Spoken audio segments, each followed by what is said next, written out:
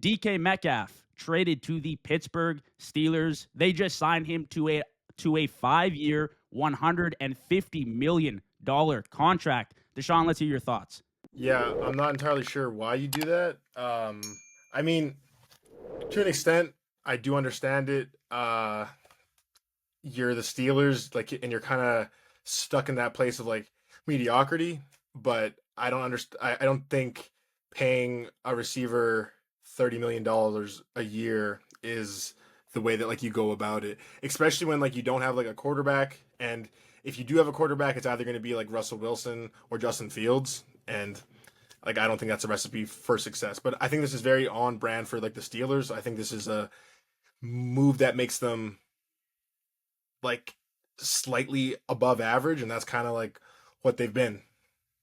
Yeah, so DK Metcalf, I mean, when you look at his career as a whole, I mean, he's hit 1,000 yards 3 times. So it's not that they're buying into somebody that they can't trust, and they know the production they're going to get out of Metcalf, right? Like, he's been a reliable guy for the Seahawks. He's worked beside Lockett for his entire career. So yeah, he's been 1A, but he's always had somebody reliable beside him. George Pickens now is going to be that guy.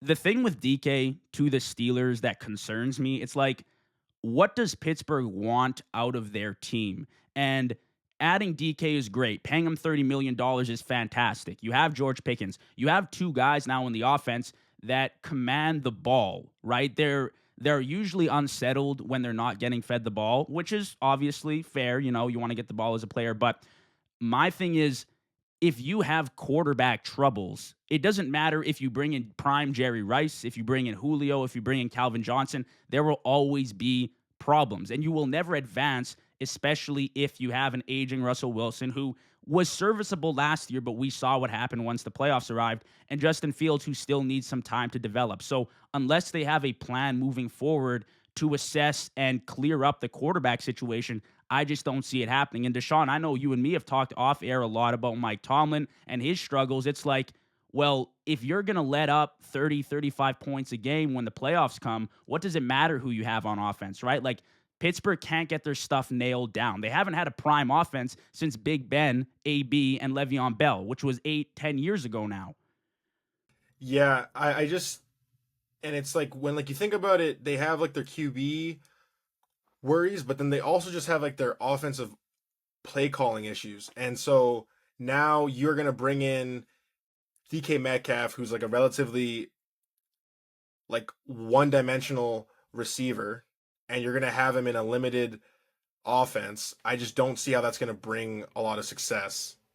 Like because like I would say with the exception of running a go route, a post, a corner, like he's not really a guy that's gonna win on like a dig route, on like a hatchet route, on like so like I just don't think that that's really something that is really gonna help like the Steelers the way that they think it is. I think this is a move that like the Steelers are making, um, because it's just like what do we do? We have to do something, and this is kind of like the thing that they're gonna do. I just don't think it's gonna help them though. Yeah, and I mean, I understand they needed weapons, but when you look at the situation as a whole last year, I don't think DK, if you plug him into the offense, changes much. Like, against the Ravens in the playoffs, it was just a complete disaster. It wasn't necessarily a lack of weapons, it wasn't a lack of talent at receiver. Sure, that might have helped, but they were going to get demolished one way or another. Najee Harris is like okay, but you can do a lot better, I feel like. And the defense, which I mean, yeah, I understand Mike Tomlin, like he's gonna walk his way into Canton and go to the Hall of Fame. But when you are allowing so many points in the playoffs, I like if you can't get past Baltimore, then what's it gonna be against Buffalo? And if that happens, if you win against Buffalo, then it's the Chiefs, and then it's the Super Bowl. It's like you have a long way to go, right? And I don't know. DK at 30 million seems like a lot to me. But hey, listen, the offense is gonna be good, and they're going to be good again. But like, what does good mean for the Steelers at this point, right? It's been like 20 years of good.